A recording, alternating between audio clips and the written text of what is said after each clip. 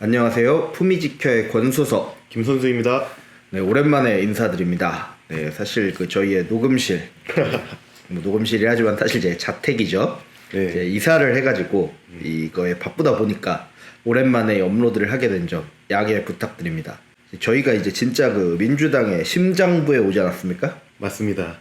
여기서 이런 친개혁신당 방송을 하다가 제가 귀갓길에 소리 소문 없이 사라질 수 있는 드럼통으로 네, 위험한 곳에 와 있습니다. 네, 말이 지나쳤고요. 네, 저희가 이제 신사옥 시대를 맞이하여 프리젠테이션 시각자료와 함께 이제 구독자분들과 이야기를 나눠볼까 합니다. 새로운 시도죠? 네. 맞습니다. 네, 저희도 좀 이제 컨셉을 더 고도화하기 위해서 노력을 하고 있습니다. 맞습니다. 근데 이 날씨도 아직 봄이 안 와서 추운데 정치도 진짜 지금 추워요.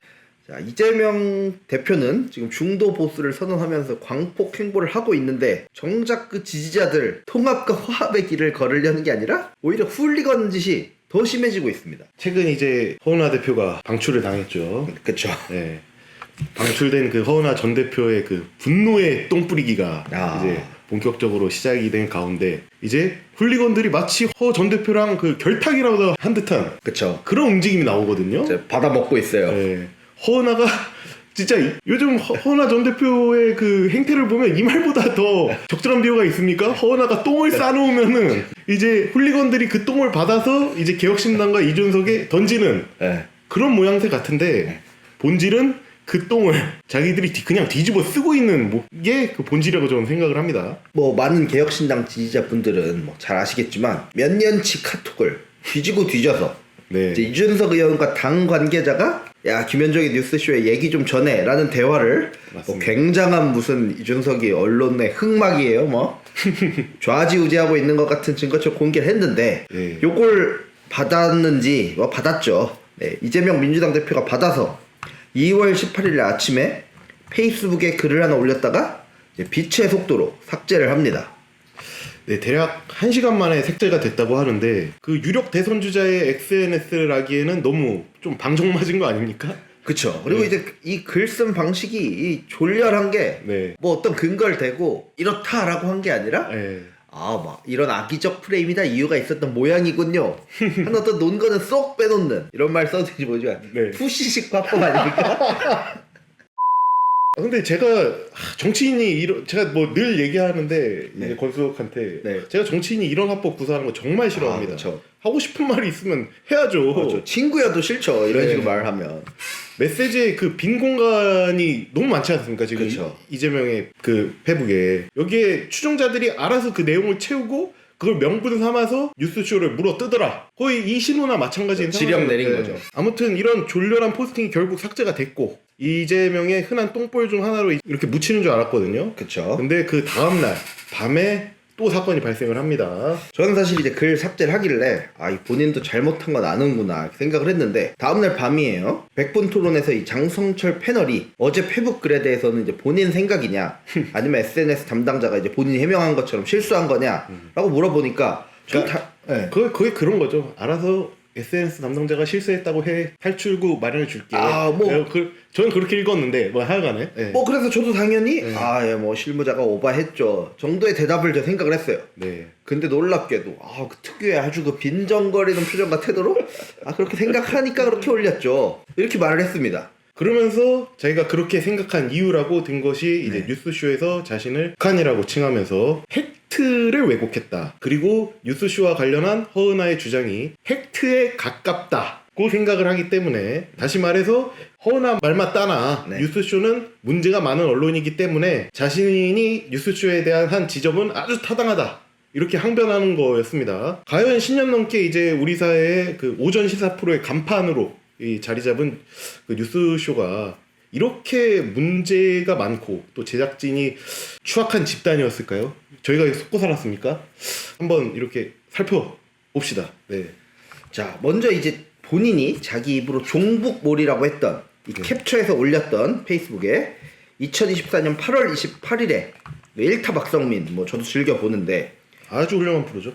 여기서 이제 박성민 컨설턴트가 한 말을 보겠습니다. 대통령실과 여당의 어떤 야당을 상대하는 관계를 각각 대통령실은 미국에다가 여당은 한국에다가 빗대서 네. 이 북한이랑 상대하는 이 양상에다가 비유를 합니다. 네, 맞습니다. 심지어 박성민 대표가 이 말의 서두에 명백하게 밝히죠. 네. 이게 적절한 비유인지는 모르겠다고. 이분은 이런 거에서는 되게 철저한 사람이에요. 그쵸. 네. 자, 이재명 대표를 본인조차도 메시지에는 문제가 없다고 했어요. 근데 쇼츠에서 자기 사진 밑에 저 북한이라는 저 단어를 쓴 거 가지고 이 방송은 종북몰이고 프레임을 짜서 보도를 하는 뉴스라고 말을 합니다. 네. 근데 이게 정말 저 쇼츠에 넣은 저 두 글자가 이 대권 주자가 특정 방송을 이래서 저를 공격했던 모양이고 할 만한 이 명분이 된다고 생각을 하십니까? 정말 뉴스쇼가 이재명에 대해서 사적 감정을 가지고 공격을 한다면 뭐 이거 아니어도 수도 없는 마타도를 하지 않았겠습니까? 그런 건 하나도 제시하지 않고 고작 제시한 것이 저 쇼츠의 내용도 아니에요. 자막인 거예요. 자막. 그쵸.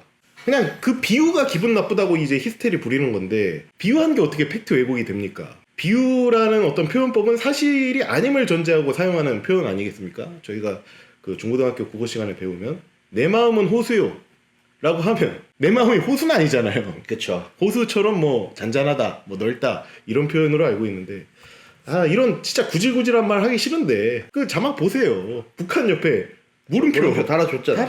이게 적절한 비유냐? 근데 뭐 설명하기에 이것보다 좀 짧게 설명할 비유가 있었냐? 뭐 이런 내용이 아닌가. 그 이재명 특유의 그때그때 화제되는 거 찾아서 떠드는 삼류 정치입니다. 마침 요새 이준석이랑 엮여서 시끄러운 것 같으니까 이제 중도에서 신뢰감이 있는데 네. 뭐 이재명에 대해 아픈 내용 많이 얘기하는 김현정의 뉴스쇼 하필 또 박성민, 김현정 둘 다 요즘 시끄러우니까 이참에 엮어서 이렇게 올려줘서 몽둥이 찜질 해달라 하고 그죠. 이제 제물로 바친 거예요. 진짜 만약에 본인이 억울한 게 많았으면 뭐 장성철이 반박을 또 하잖아요. 그거 사실 비유한 거고 뭐 저 자막이 이렇게 문제냐. 거기에 뭐 진짜 억울한 게 평소에 많았으면 더 그럴듯한 얘기를 했겠죠. 뭐 이런 보도도 나에 대해서 그죠. 했고 어땠고 저땠고. 근데 바로 이준석 얘기로 샥 돌려버리잖아요. 네. 저는 그게 아주 이재명의 나쁜 말하기 방식이라고 생각을 합니다. 그런데 이재명 대표가 이제 저 쇼츠를 공유를 하고 또 백분 토론에서 그런 식의 발언을 하면서 불의의 피해자가 생깁니다. 그쵸. 쇼츠 속 주인공인 박성민 대표인데요. 저는 개인적으로 이제 이 대표가 그 최근 민주진영 내에서 흥하고 있는 그 허은아발 박성민 마타도에 편승을 했다 이렇게 생각을 하지만 뭐 사람 마음을 뭐 어떻게 속마음을 어떻게 단정을 하겠습니까? 아무튼 뭐 결과론적으로 박성민 대표도 그 훌리건들의 공격 대상이 됩니다. 사실 이제 이재명을 타격하던 이 정치 패널 중에 네. 정말 가장 신경 쓰이는 사람이 박성민 대표일 거기 때문에 저는 정말 그 최근에 그 구설수에 휘발린 거에 딱 맞춰서 정교하게 정말 의도한 공격이라고 생각을 합니다. 이재명 본인도 박성민이 본인에 대해서 하는 얘기 들어보면 맞는 말만 하니까 그쵸. 팩트로 뼈만 때리니까 짜증이 나죠. 사실 이제 전날 백분 토론에서 맞섰던 장성철 정도만 돼도 저 사람 어차피 국힘 당직자 출신 아니냐 하면은 솔직히 말하면 그 비판에 많은 거를 진영 논리로 그냥 무마시킬 수가 있어요. 맞습니다. 근데 사실 박성민이라는 사람은 상당히 이제 무게감도 있고 어쨌든 중립적인 태도를 견지하는 정치 분석가라고 받아들여지잖아요. 그죠. 근데 이렇게 딱 지저분한 얘기가 나온 김에 엮으면 자기를 비판하는 좋은 패널 하나 담글 수 있는 거잖아요. 근데 이제 말 나온 김에 저희 한번 이 박성민과 개혁신당의 유착관계 이거 한번 저희 짚고 넘어가 볼까요? 우선 박성민 대표의 개인 계좌로 돈이 흘러간 것처럼 이제 소문이 퍼져 나가지만 돈은 박성민이 아닌 법인인 민컨설팅의 용역의 대가로 지불이 된 거죠. 그쵸. 일단 박성민 계좌에 들어간 돈이 아닙니다. 이것도 모르면서 지금 악플 다는 사람들이 엄청 많아요. 네. 너 돈 받았지 하면서. 그 6천만 원 중에 이제 500만 원은 민의 파트너라고 하더라고요. 그쵸. 네, 조기동 박사에게 간 거라고 합니다. 그쵸. 뭐 대학도 뭐 서울대 경제학부 나오고 박사까지 하고 이분이 또 책을 썼어요. 네. 베스트셀러. 그래서 굉장히 어떤 자기가 연구하는 분야에서는 권위자로 이제 여겨지는 분입니다. 이런 분한테 그쵸. 국회의원 정책연구비 명목으로 지급이 된 거고 이러한 용역은 이제 국회 돈으로 진행을 하고 또 국회 결과물을 제출해야 하는 것이기 때문에 장난을 칠 수 없는 거죠. 그쵸. 장난 못 치는 돈이고 네. 그럼 이제 500만 원은 그렇다 치고 네. 나머지 5,500만 원은 이 개혁연구원 이 정당법에서 반드시 있어야 하는 네. 이 개혁신당의 정책연구소에서 여론조사를 의뢰를 하면서 지불한 비용입니다. 개혁신당은 아직 그 거대 양당처럼 여론조사할 여건이 안 되기 때문에 그렇죠. 자체 여론조사를 할 수 있는 여건. 그렇죠. 네. 어떤 여론조사를 하려고 이 민 컨설팅이라는 이 박성민 대표가 이제 대표로 있는 회사에 조사를 의뢰한 비용입니다. 뭐 여론조사라는 게 그냥 적어도 뭐 학교에서 뭐 사회 과목을 조금이라도 배워본 사람은 여론조사라는 게 얼마나 실비가 많이 들어가는 용역인지 그냥 감이 잡히잖아요. 맞죠. 네. 그래서 민에서는 문항 설계를 담당을 하고 이제 여론조사는 또 업체에 발주를 준 거라고 합니다. 네네. 네. 이런 사실관계는 파악하고 이제 박성민 6천만 원이라고 이게 떠드는 건지 모르겠습니다. 하여간 이준석에게 횡령죄를 뒤집어 씌우고 싶다면 이제 그래도 이 질문들에 아주 명백하게 답을 해야 된다고 저는 생각을 하는데 맞습니다. 우선 첫째, 여론조사 용역을 담당한 그 민의 파트너가 그렇죠. 예, 용역을 그 5,500만 원짜리 용역을 맡기기엔 부적절한 인사인가? 박성민 대표는 그 아무래도 민감한 상황이다 보니까 그분의 개인 정보는 밝히지 않았어요. 조기동 그분은 워낙 유명한 사람이고 네. 예, 여론조사에 담당했던 그분이 박사학위 소유자의 대한민국 최고 권위자라고 해명을 했는데 아니라면 그 아닌 자료를 갖고 오세요. 그렇죠. 예, 아니라고 할 수 있으면 진짜 뭐 동네 팔푼이한테 맡긴 게 아니잖아요. 그리고 둘째, 계약 비용이 시세에 비해 비싼가? 만약 비쌌다면은 이제 홈페이지 개발 비용 가지고도 또 우리 허 전 대표께서 그쵸. 똥볼 신나게 찾지 않습니까? 맞습니다. 네, 그런 것처럼 또 늘어졌겠죠. 그리고 셋째, 연구 용역의 퀄리티가 가격 대비 수준 이하인가? 마타도 하는 애들이 그 용역 보고서는 지금 받는지 바뀌었습니까 사실? 그니까요. 그냥 돈만 나간 그것만 본 거 아니에요. 이 용역의 결과는 정당법에 따라서 이제 선관위에 보고를 하고 또 정당 홈페이지에 공시를 해야 되는데 아까 말했듯이 그 국회에 감시를 받는 것처럼 이거 가지고 또 장난을 칠 수 있겠습니까? 네. 뭐 개혁신당이 떴다방도 아니고 앞으로 10년, 20년 또 지독해 나가려고 만든 정당이고 나름 대한민국의 4대 원내 정당 안에 드는데 그리고 비용 지불 이후에 용역을 담당한 민의 파트너가 박성민 대표에게 그 리베이트 명목으로 우리 박형 때문에 내가 이준석한테 그래도 한 1,000만 원 받았으니까 우리 박형 이 중에 한 400 가져가. 뭐 이래 이 정도 찾아내야죠. 이 정도 찾아내야죠. 그리고 그게 이준석도 알고 있었다. 네. 이 정도 되면 이제 이준석이 횡령으로 뭐 걸고 넘어질 수 있죠. 있죠. 그런데 이런 주장 해 보려면 뭐 많은 책임이 뒤따를 겁니다. 네.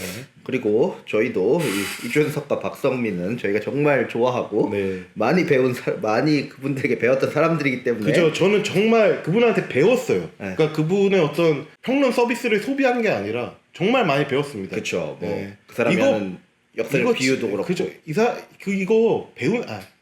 이거 진짜 제대로 박성민이라는 사람의 방송을 들은 사람들은 충분히 공감하는 내용이에요. 맞습니다. 네.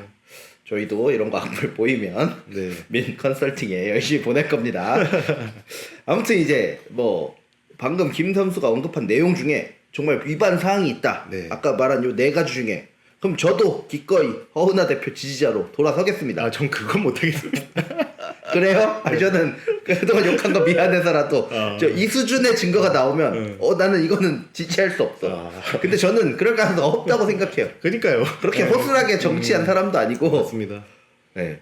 근데 이제 이렇게 말하는 사람도 있을 거예요. 자기가 속한 법인에 이제 네. 민 컨설팅에 매출을 올려준 정치인이 이준석이니까 그 대가로 여기저기 평론하면서 이준석한테 좋은 얘기 해주고 한 거 아니냐 이렇게 말하는 사람들 이제 분명히 있어요. 근데 솔직한 얘기로 6천 중에 파트너 떼어주고 또 실비 부담하고 하면 법인에 또 얼마나 떨어지겠습니까? 그렇죠. 그리고 또 대표가 그 중에 또 얼마나 갖고 가겠어요. 그니까요.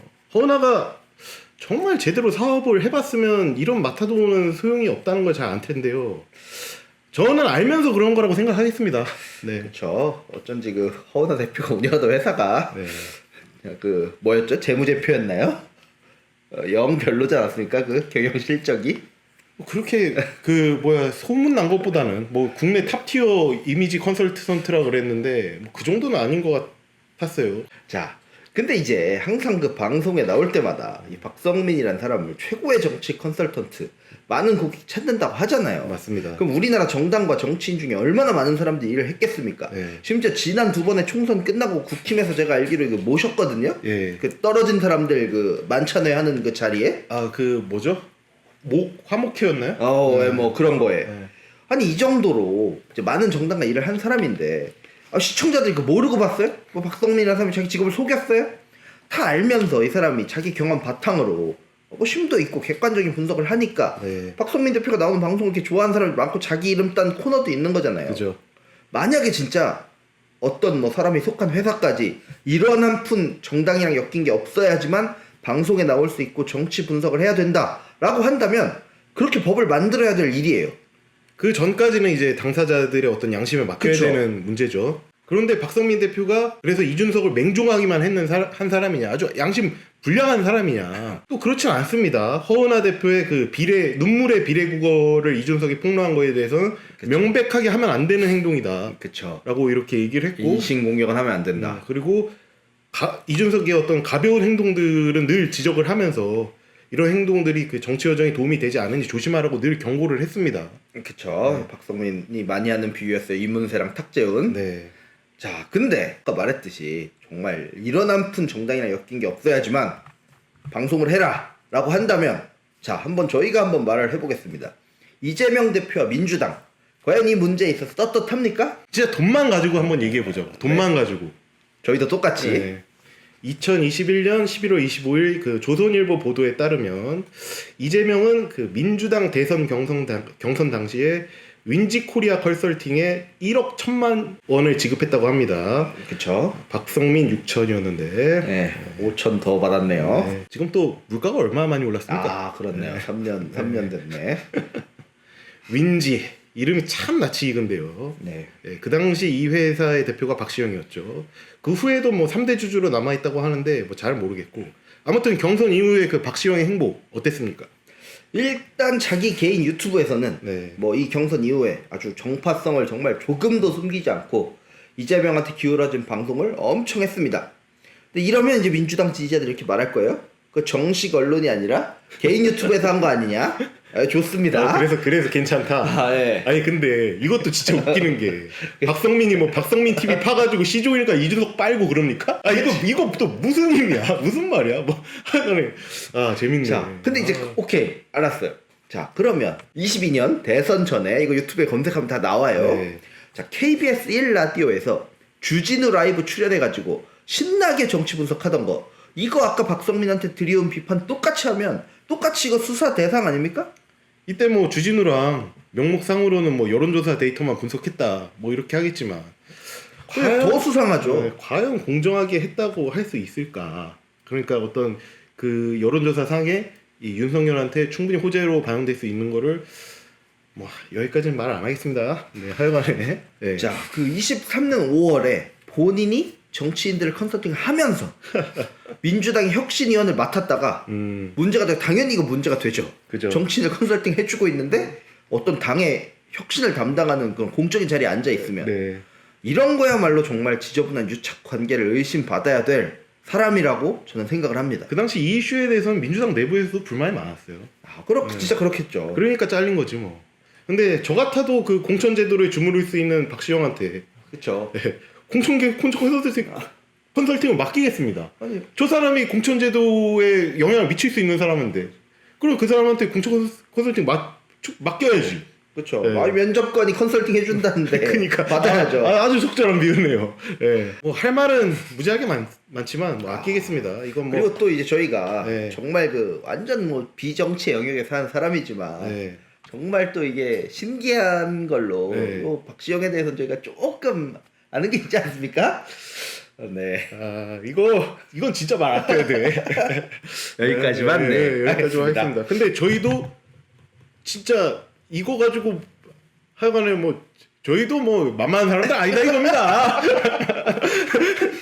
왜요? 세상 어떻게 만날지 몰라요. 하여간에 뭐 지금까지 했던 얘기는 하여간 박시영 대표의 양심의 영역이니까 뭐 네. 저희가 박성민을 물어뜯는 사람들처럼 뭐 물어뜯고 싶지 않습니다. 그쵸. 하여간에 다음 얘기로 넘어가겠습니다. 저희가 박성민 대표 이야기를 지금까지 오래 했는데요. 네, 그런데 이재명의 주타겟은 박성민이 아니었죠. 그쵸. 네, 박성민은 옆에 있다가 그냥 괜히 그냥 뒷사람한테 맞은 거고. 그니까요. 이재명의 주타겟은 김현정 앵커였죠. 그쵸. 네, 또 여기서 또 짜증나는 게 100분 토론에서 대놓고 김현정이 이준석과 유착관계에 있다. 쟤는 유착했어 이렇게 말하지는 않아요. 그쵸. 그렇게 말은 절대 네. 안 해요. 뉴스쇼는 이준석과 특별한 논란 때문에 문제가 됐고 허은하의 주장은 팩트에 가깝다고 생각을 한다. 하도 요새 재판을 많이 받으시니까 이제 아는 거야. 딱 빠져나갈. 아, 그러네. 뭐 이런 말로 그냥 대충 얼버무리면서 말합니다. 제가 누누이 얘기하지만 진짜 정치인이 이런 합법 쓰는 거 진짜 짜친다고 생각하는데 이런 합법을 구사할 때는 자기 주장에 자신이 없을 때 그러지 않겠습니까? 그건 자기도 헛소리 하는 거 아는데 법적인 화살은 피하려고. 네.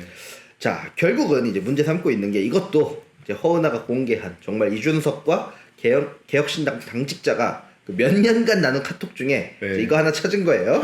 자, 근데 이 사람들 말이 뭐 사실이라고 또 해주면 네. 이제 김현정의 뉴스쇼는 이제 이준석과 따로 연락을 아주 긴밀히 주고 받으면서 이준석이 원하는 방향대로 이제 방송을 해준다는 거죠. 근데 우선 여기서 짚고 넘어가야 될 게 네. 방송 관계자들이 방송 내용을 두고 다양한 정파 사람들과 이제 소통을 하는 건 그렇게 예외적인 상황은 아닙니다. 네, 영상 한번 보고 오시죠.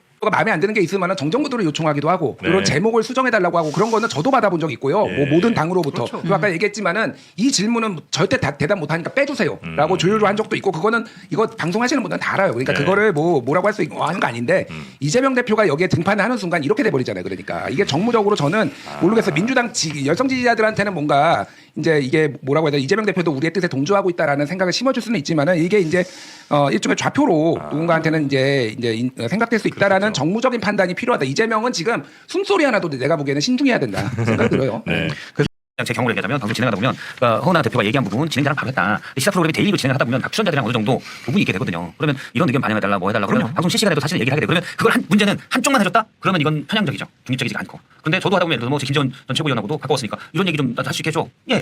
그리고 또 이준석 대표다 이런 얘기 저 오늘 강조하고 싶습니다. 예. 민주당의 또 이재명 대표. 제가 프로그램 때 이재명 대표가 나온 적은 없지만 어쨌든 민주당의 예전에 전재수원이나 이런 분들 이소영은 나와서 오늘 이걸 강조하고 싶고 이런 브리핑을 쓰고 싶습니다. 예. 다 해줍니다. 그러니까 중요한 거는 특정에게만 해줬다 만약에 그런 문제가 되는 거예요. 근데 같이 했다. 그러면은 저는 뭐 방송에서 제작진들이 그거 정도는 단다라고 얘기했어요. 예, 이 두 분이 이준석에게 그렇게 호의적인 사람들은 아니에요. 예, 칠불사 음모론의 아주 대표적인 맞습니다. 두 분인데 아무튼 그건 그렇다 치고 그래서 김현정이 이준석 입맛대로 방송을 해줬습니까? 자, 2023년 10월 24일 그날 이제 뉴스쇼 출연자가 이제 조정훈이었어요. 네. 그리고 허은하가 공개한 카톡을 보면 이제 이준석이 조정훈이 출연해서 또 뭐라고 떠들지 이제 상당히 그 예민해하면서 이제 하는 카톡이에요. 네, 이런 거 좀 공개된 마당에. 근데 그쵸. 네. 뭐 그냥 뭐 진짜 네. 같이 일하는 진짜 같은 회사 네. 동료랑 이제 한 카톡이에요. 뭐 좀 어떻게 뭐랄까요, 뭐 타에 조금 너무 인간적인 모습을 본 것 같아서 좀 그래서 또 정감 가는 면도 있더라고요. 네, 하여간에. 네, 근데 이제 거기서 그런 말해요. 그 조정훈이 이제 이준석 신당은 컬트 정당 될 거다라는 말에 이제 사실 좀 이제 이준석이 긁혔던 것 같아. 그죠. 그래서 네. 컬트 정당이 뭔지 물어보라고 해야지라고 네. 말을 합니다. 자, 만약에 정말 김현정이 이준석 지령 받으면서 방송을 한다면 이날은 진짜 미끼가 딱 걸린 날이에요. 왜냐하면 조정훈이 먼저 자기 입으로 방송에서 이준석 신당은 컬트 정당이 될 거라고 말을 합니다. 네. 자, 그러면 진짜로 이렇게 지령 받아서 이러면 이제 너무 좋은 기회죠. 컬트 정당이 뭔데요? 막 그 의미가 뭡니까? 뭐 이런 식으로 말하는 게 뭐 타당합니까? 물어 뜯었겠죠. 네. 근데 김현정 여기서 어떻게 합니까? 컬트 정당으로 쪼그라들 것이다 하면서 네. 아주 찰지게 받아주지 않습니까? 그러니까요. 권수홍 말대로 김현정이 이제 이준석과 내통을 하고 있었으면 진짜 잘 걸려들었다 하면서 그쵸. 네, 반박을 했을 텐데 아주 주의 깊게 경청을 합니다. 아주 바람직한 앵커의 모습이었어요. 그리고 이제 여론조사를 보여주면서 무슨 뭐 윤석열 신당하고 이준석 신당을 비교하는데 순서가 잘못됐다더니 네. 여론조사는 유승민 이준석 신당인데 왜 썸네일에 이준석 신당이라고 해놨냐는 등 네. 진짜 이게 영혼까지 끌어서 억지 의심을 지금 만들고 있습니다. 저 당시에 그 이준석 유승민 신당 지지율 여론조사 결과는 김현정 뉴스쇼만 다룬 것도 아니잖아요. 그쵸? 네. 저걸 다룬 모든 방송사가 이준석과 유착관계에 있다고 주장하는 건 뭐 아니겠죠. 그리고 또 느끼기에 그게 좀 문제가 됐을 것 같아요. 이준석이 막 이렇게 해야지, 김현정 이렇게 말하게 해야지, 뭐 이런 식의 카톡 내용들. 네. 근데 정말 이제 CBS 제작진하고 소통을 할 때, 야 너네 이렇게 말해, 뭐 이렇게 하겠습니까? 그쵸. 예, 개혁신당은 이런 입장인 바를 뭐 전해드립니다. 이렇게 했겠죠. 그쵸. 아이. 어떤 장막 뒤에 그 카톡을 가지고 그니까요. 거기에 화법을 네. 가지고 이렇게 1차원적으로 네. 해석하면 안 되죠. 야 카톡 공개해가지고 자유를 쌓는 사람이 있습니까? 그쵸? 이재명이 찢는다만 했겠어? 카톡으로는 뭐 뭔 말을 쓸지도 모르는 상황 아닙니까? 네, 김 선수 시간이 늦었습니다. 귀갓길이 위험할 수 있어요. 자, 김현정 앵커가 야마 돌게 했던 정치인들, 지금 저 생각나는 사람만 되게 많아요. 네, 홍준표 시장도 있었고. 그렇죠. 네. 특유의 네. 화 잘 긁는 분이에요. 진짜 그 출연자 불러놓고 정말 껄끄러운 질문 그쵸. 많이 하기로 진짜 정파 가리지 않고. 네. 전날 만약에 진짜 작정하고 이준석을 쉴드 치고 싶었으면 저때 조정훈이 그나마 마포에서 이겨서 좀 사람 구실하는 거지. 네. 저때 진짜 정치 철새짓 하던 때 아니에요. 그죠. 진짜 조정훈 뛰쳐나가게 만들 수 있었습니다. 네. 근데 다시 보기를 들어보면 오히려 저 조정훈이 실컷 얘기할 수 있게 경청해주고 아주 진짜 중립적이고 누가 봐도 정말 모범적인 앵커의 모습입니다. 맞습니다. 그때 조정훈 입에서 나오는 말들 때문에 이준석 지지하는 사람들 중에 열받은 사람 한둘이 아닙니다. 맞습니다. 그런 말이 그냥 그대로 CBS 전파를 타고 나갔어요. 맞아요. 우리가 하게 해준 거예요. 그래서 제가 알기로는 그 단톡방이 그 개혁신당의 공보 담당자들과의 소통방으로 알고 있는데 네네. 그 단톡방 거의 2년치 뒤져서 나온 게 이겁니다. 이준석이 정말 뉴스쇼랑 붙어 먹었으면은 더 심각한 그 증거가 얼마든지 나올 수 있지 않습니까? 거기서? 맞습니다. 뭐 정적에 대한, 뭐 예를 들어 조정훈에 대한 뭐 악의적 보도를 지시를 한다든지, 아니면 야 내가 어제 그 사랑의 열매 한 10,000원 정도 냈다. 뭐 이런 작은 미납 하나라도 뭐 보도하라고 막 시켰겠죠. 근데 이게 정언유착이라면 이제 다음에는 저희가 제시할 사례들은 진짜 정언일체라는 말이 부족합니다. 진짜로. 맞습니다. 그 사례 한번 보시겠습니다. 2022년 1월 7일 JTBC의 이정원 기자와 YTN 안기령 아나운서는 나란히 회사에서 퇴사를 합니다. 야, 같은 날 그리고 같은 날 새로운 직장을 또 들어가요. 1월 18일 이재명 선대위에 합류를 합니다. 이거는 검색해보면 정말 뭐 미디어 오늘 같은 진보 매체에서조차 비판하는 기사가 엄청 많습니다. 그리고 제가 옛날에 아직 이 주진우 기자가 총기가 살아있을 때 썼던 주기자라는 책이 있어요. 이 책에서 주기자가 그렇게 말을 합니다. 언론인이 특정 정당에 입당을 하면 도대체 그동안 그 사람이 썼던 기사를 우리는 어떻게 받아들여야 되냐. 언론인은 진짜 정치하면 안 된다 라는 말을 해요. 이거 주기자가 이 사람들 보고 한 얘기는 아니고 아주 옛날에? 아주 옛날에 그 사람이 2012년쯤 쓴 책에서 제가 그 당시에 대학교 때 그거 읽고 야 이거 진짜 맞는 말이야 생각을 했거든요. 그죠. 그때는 제가 좌파여서 근데 자 이거는 지금도 저는 뭐 그 사람 말 맞는 말 망고의 진리 같은 얘기를 한 거예요. 정말 이렇게 입당을 하면 그동안 했던 행적 다 의심할 수 있는 거 아니에요? 그죠. 그 스포츠라고 치면은 이제 템퍼링이라고 볼 수 있죠. 팀을 떠난 마음의 준비를 한 선수가 그렇죠. 그리고 더 좋은 곳으로 갈 선수가 그 팀에서 선수로서의 본분을 다하겠습니까? 언론인도 뭐 크게 다르겠습니까? 똑같죠 뭐. 맞습니다. 그러니까 템퍼링을 선수 생명을 진짜 끊어놓을 정도로 금지를 하는 거 아닙니까? 맞습니다. 이 두 분은 또 결국 당선 가능성이 아주 높은 곳에 공천이 됩니다. 이정원은 그 광진갑 아주 만만한 상대가 있는 식사 백민이랑 붙을 수 있게 김병민이랑 붙을 수 있게 근데 광진갑에 제가 그래가지고 제가 군자역에 자주 갔었거든요. 근데 그때 그 총선 한창일 때 이제 그 버스에서 내렸어. 그 군자역에서. 그래가지고 내리고 나서 사방을 둘러보는데 다 그 민주당 경선 후보의 포스터가 쫙 깔려 있어요. 사람 물결이었다며요. 김병민 한번 잡아먹어보겠다고. 그렇죠. 그거 보고 야 여기 참 광진갑이 우선 쉽고 김병민이 참 만만하구나 뭐 이런 생각을 했는데 그 중에 이제 받아먹은 사람은 이제 이정원이었던 거죠. 근데 이정원 그 기자가 이재명 사람이라는 게 아주 크게 작용하지 않았겠습니까? 이들이 하는 그런 의심을 바탕으로 하면 뭐 충분히 그런 생각이 들죠. 그러니까 이재명 사람이라는 거에 아주 프리미엄을 받고 공천이 됐을 거고 그리고 이정원은 그렇다 쳐. 근데 안기령은 GT의 아성이 건재한 도봉갑에 전략 공천이 됩니다. 근데 그러고 졌어. 그러니까 이런 선례를 보고 혹여나 지금 현역에 있는 언론인들이 좀 허튼 마음을 품지 않을까. 제가 높아지면 벌써부터 걱정이 됩니다. 맞습니다. 근데 안기령 낙선하는 거 보고 또 그러지 않으려나요? 하여간 근데 도봉에서 떨어지기 쉽지 않은데. 그렇죠. 그러니까요. 됩니까? 그 권수석이 나가면 김재수 잡을 수 있겠어요? 자, 이거는 죄송합니다. 너무 갑작스러운 질문이라 답을 못했네요. 그러니까 이거 좀 할 수 있다고 하기도 그렇고 그죠? 그쵸? 근데 김재섭도 정말 유망한 정치인이었어. 근데 전 아직도 그러니까 정치 선배 한 명 잘못 떠가지고 그 얼마나 와전된 말입니까? 솔직한 맞습니다. 얘기로. 저는 김재섭에게는 아직도 희망을 품고 있습니다. 그러니까요. 화이팅. 재선 3선 해가지고 맞습니다. 안기령 저도 안기령이가 국회의원하는 모습은 안 봤으면 좋겠습니다. 그러니까요. 지금까지 그 민주당의 어떤 어거지와 자가당착에 대해서 얘기를 했는데 이들이 이러는 이유가 뭘까요? 자, 이제 이 문재인 정권 후반부부터 네. 국힘도 이상하고 민주당도 이상하다라고 생각하는 사람들이 정말 유의미하게 존재를 합니다. 맞습니다. 정확히는 이제 거대 양당 둘 다 비합리적이라고 생각을 하는 거죠. 이런 사람들이 즐겨보는 방송이 있고 컨텐츠가 있어요. 분명히 있습니다. 네. 오늘 다룬 뭐 박성민, 김현정 이분들은 정치 영역에서 아주 대표적인 분들이죠. 네, 침묵하는 다수는 우리 사회 어디에나 있고 지금도 이 사태도 아주 조용히 지켜보고 있을 겁니다. 그쵸. 자, 이재명과 민주당 입장에서는 사실 대선을 앞두고 한번 손을 봐줘야 되는 사람들이에요. 네. 왜냐? 만약에 이 사람들한테 야 사실 얘네 위장 우파고 다 뭐 이제 뭐 이준석이랑 막 적폐 세력이랑 짝짝꿍하고 방송한 애들이다 하면은 이재명한테 그동안 했던 그리고 앞으로 할 합리적인 비판들을 딱 입막음 시킬 수 있잖아요. 원천봉쇄하는 그쵸. 거죠 그냥.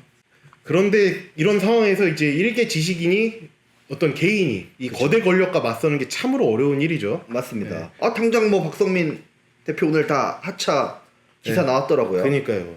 정작 그런데 훌리건들은 또 자기에게 진짜로 악의적인 보도를 하는 그 이봉규를 비롯한 어떤 극우 유튜브나 일부 썩어빠진 조중동 기자들에게 대해서는 또 공세를 안 하고 있어요. 맞습니다. 거기는 포기하고 만만한 중도의 어떤 선량한 지식인들에게 아주 가혹한 매질을 치고 있습니다. 참으로 개탄스러운 현실입니다. 제가 이 작금의 세태가 더욱 걱정되는 거는 어떤 기시감이 들기 때문인데요. 문화 대혁명이죠. 마오쩌둥과 그 홍위병들이 지식인들을 반동분자로 몰아서 수백만 명을 탄압한 그런 사건이었죠. 제가 이제 좌파 사이트들을 이제 많이 탐독을 하지 않습니까? 예. 이런 기시감이 들 수밖에 없는 게 네. 요새 어떤 분야의 전문가가 나온다. 그럼 이제 그 사람들이 과거에 했던 언행을 싹 스캔을 해요. 그 조금이라도 민주당. 근데 이제는 민주당도 아니야. 이재명에 대해서 비판적이다. 그럼 이제 조리돌림을 시작합니다.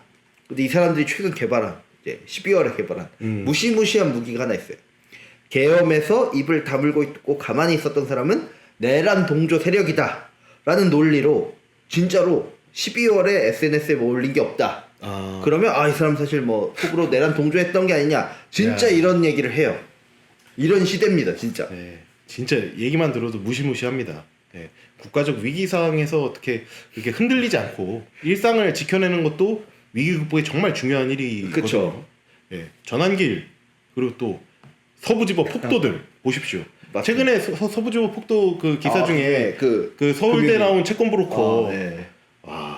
그런 사람들 말고 우리 그냥 일반 직장인들은 그냥 일상에서 열심히 또 자기 할 일을 하면서 그 위기를 극복해 나가는 거예요. 맞습니다. 네. 그런데 휘둘리지 않고. 자, 이 사회주의의 순수성을 유지한다는 이런 미명으로 네. 지식인들을 무시무시하게 숙청했던 문화 대혁명. 이거 여기 172만 명이 죽었다고 써 있는데 네. 저게 최소치고 네. 700만이란 말도 있고 그러네요. 2천만이 죽었다는 말도 있습니다.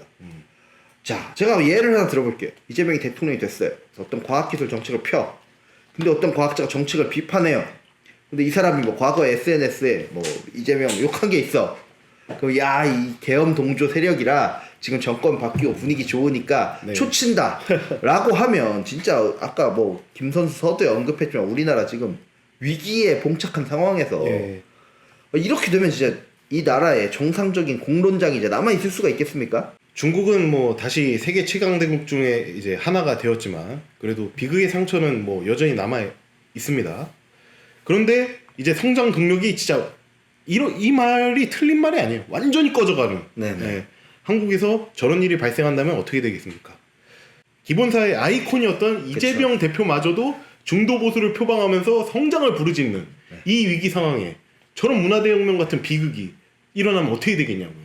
앞서 말했듯이 이제 이재명에 반대하지 않아도 이재명을 지지하지 않는 지식인들에 대한 사회적 테러가 곳곳에서 자행이 되고 있습니다. 비단 이제 박성민, 김현정 같은 정치권의 인물들뿐만이 아닙니다. 지금 저희가 보여드린 이 화면 속 두 분, 제가 뭐 따로 언급은 하지 않겠지만 제가 정말 좋아하고 존경하는 분들인데요. 이미 한 분은 양념을 당했고, 그쵸. 예, 다른 한 분은 언제 당해도 이상하지 않은 상황이거든요. 지금 그 누구에게, 그 어떤 지식인에게 언제 어떻게 잡혀가 찍힐지 아무도 모르는 지금 엄혹한 시대입니다.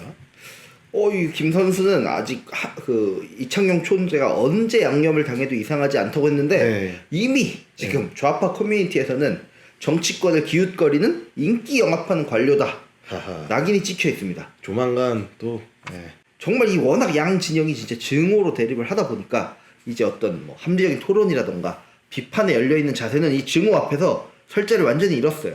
말씀을하고도 그냥 어떻게 하냐면 벌써 건데.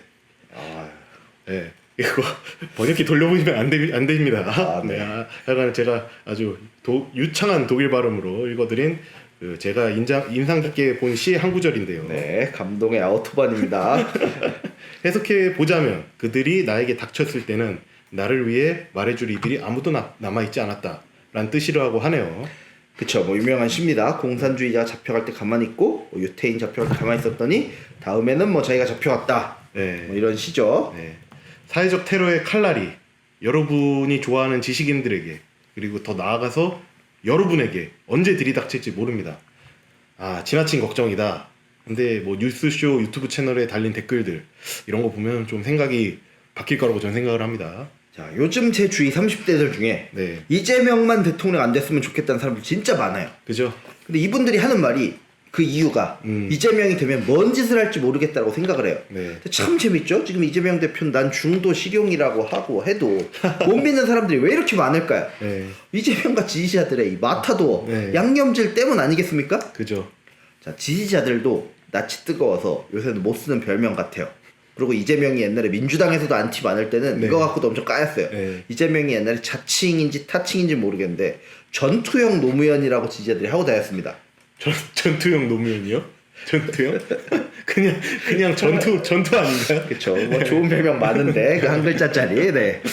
자, 근데 이게 뭐 이 말이 전투형 노무현이 뭐 노무현의 인격에 싸워야 될 때는 누구보다 잘 싸운다는 뜻인 것 같은데 네. 저희가 마지막으로 노무현 대통령이 이 김현정의 뉴스쇼가 방송되는 CBS 50주년 행사에서 했던 축사를 보여드리면서 마무리를 하려고 합니다.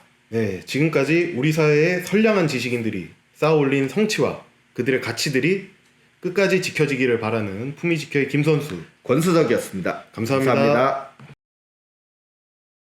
저는 CBS가 가끔 썬소리를 할 때 솔직히 말씀드려서 좀 섭섭합니다. 잘한다고 하는데 그거 좀 지켜봐 주지 않고 왜 가차없이 이렇게 우리 보통 말로 조질까? 그러나 저는 그래서 더 좋습니다. 비판할 줄 모르는 언론이 무슨 의미가 있겠습니까? 짜지 않은 소금이 무슨 소금이겠습니까?